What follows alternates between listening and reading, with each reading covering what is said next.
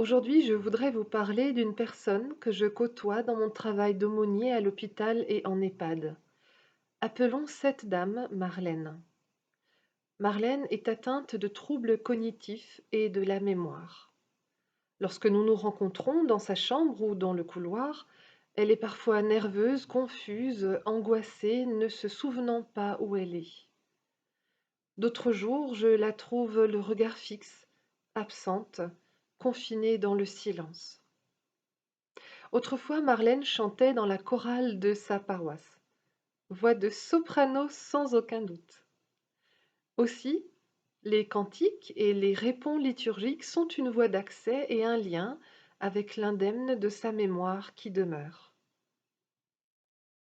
L'autre jour, au culte, Marlène était assez agitée sur son fauteuil roulant, interrompant par des cris le déroulement de la célébration. Arriva le moment de la Sainte Seine, les paroles d'institution. Jésus prit le pain et rendit grâce. Il prit la coupe, prenez et buvez. Lorsque je me suis approchée d'elle pour la communion, Marlène s'était apaisée. Calmement, elle a tendu la main, et tout en me fixant de ses yeux bleus rieurs, elle a porté l'hostie à sa bouche. Le temps était comme arrêté, et puis son verdict est tombé. C'est bon ça. Vous aimez, Marlène? Oui, c'est bon, a-t-elle dit en éclatant de rire. Vous savez, Marlène, ça me fait penser, dans la Bible, il est écrit, goûtez et voyez comme le Seigneur est bon. Elle réfléchit quelques instants, puis acquiesça en souriant, m'indiquant que je pouvais continuer le partage auprès des autres résidents. Quelle fulgurance dans cet instant suspendu, si loin de nos débats théologiques et de tous les savoirs bien sûr nécessaires.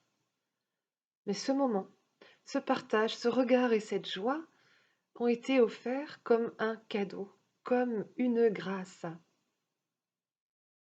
Aujourd'hui, jeudi saint, c'est plus que jamais de mémoire qu'il s'agit, puisque selon la tradition, c'est ce soir-là que Jésus a partagé son dernier repas avec ses amis, les disciples, avant d'être arrêté au mont des Oliviers.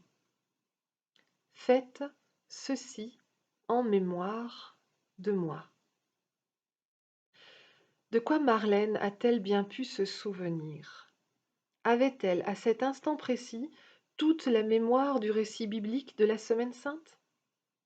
Ses papilles ont-elles gardé le goût des cultes dans sa paroisse d'origine? Honnêtement, qu'est-ce que je sais, moi, vraiment, du mystère de Pâques? Le pasteur Wilfred Monod l'a exprimé ainsi. La scène n'est pas commémoration d'un mort, mais communion avec le vivant. Alors oui, j'en ai l'intuition profonde. Il y a eu, pour Marlène, et pour nous tous qui étions là, bénévoles et résidents, quelque chose de bon à cet instant offert. Quelque chose de la vie, du vivant qui traverse.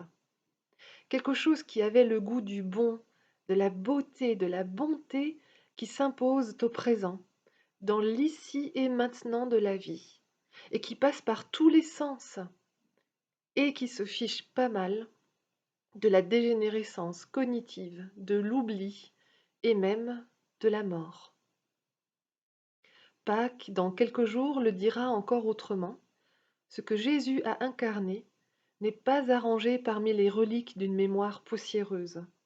Il ne peut pas rester enfermé dans le tombeau d'un passé qui n'est plus. Ce que Jésus a incarné donne de la densité pour l'aujourd'hui de notre vie tel qu'il se présente.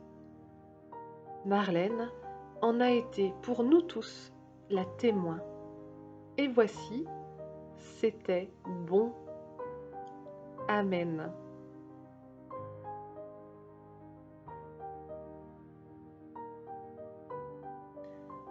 Nous vous donnons rendez-vous demain pour l'impulsion de Vendredi Saint.